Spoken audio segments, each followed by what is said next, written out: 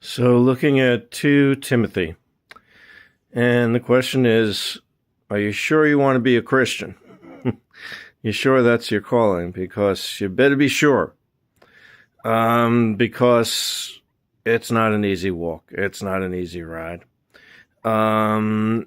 Because even before the crucifixion of Jesus and the resurrection on which we build our faith, there was Jesus saying, deny yourself, pick up your cross, and follow Jesus.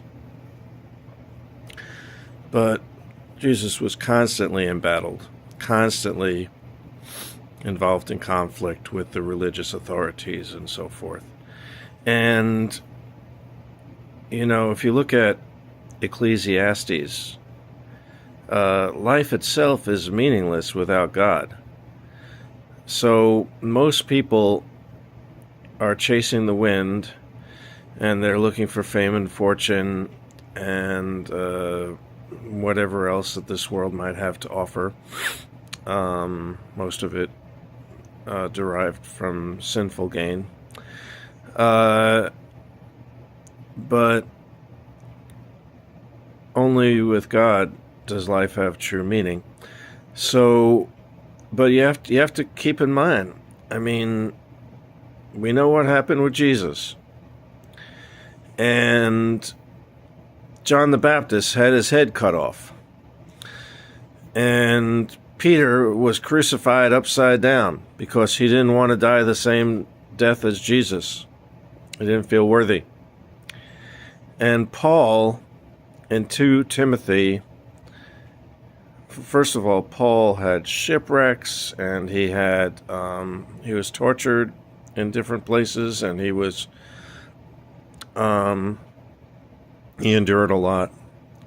He endured a tremendous amount, time and time again. But he always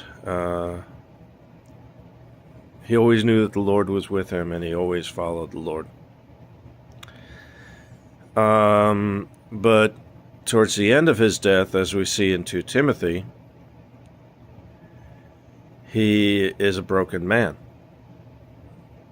even with the Lord, because he is in jail, and in jail for real, in a cold cell, and he doesn't feel that he's going to get out of this one, and he didn't.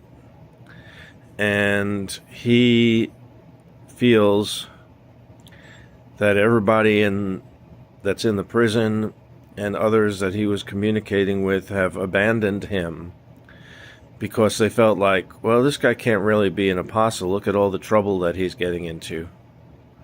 Are we sure that we want to follow him?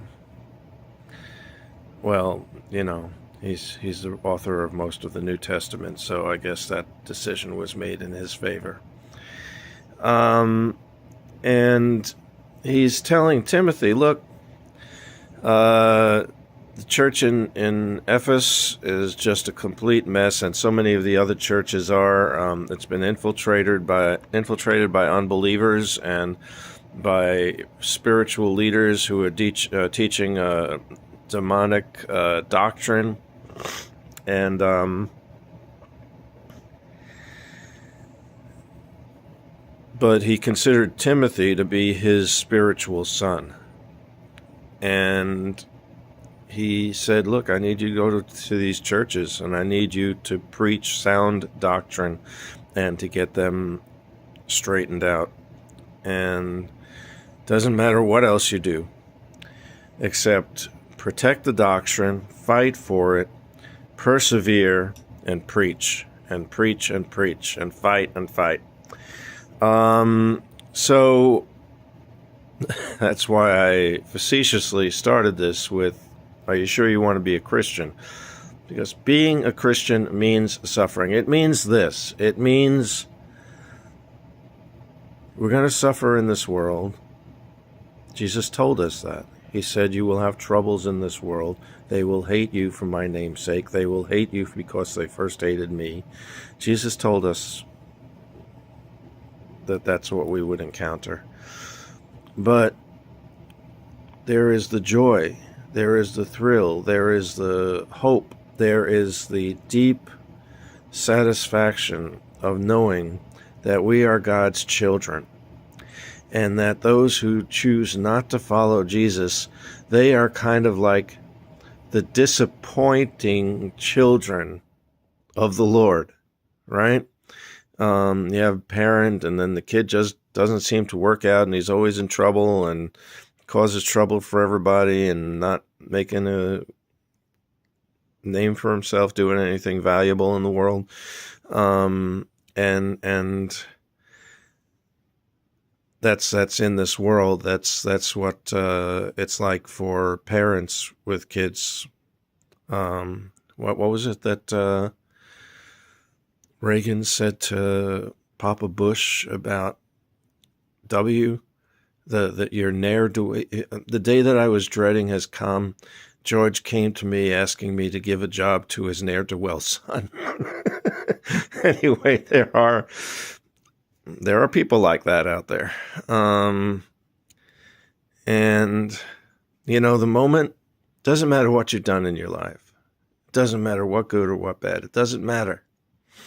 The moment you decide to lay down your life, pick up the cross and follow Jesus, you've done the only thing that's in this world that matters. And you have become a child of God, and you have been imbued with the Holy Spirit, and your future is secure. And yeah, you do want to be a Christian. And so do we all, and thank God for that. And I thank God for all of you, and for our wonderful pastor, and just the whole big family that is Beach Church. And I will look forward to seeing you next time, God willing. And until then, peace be with you.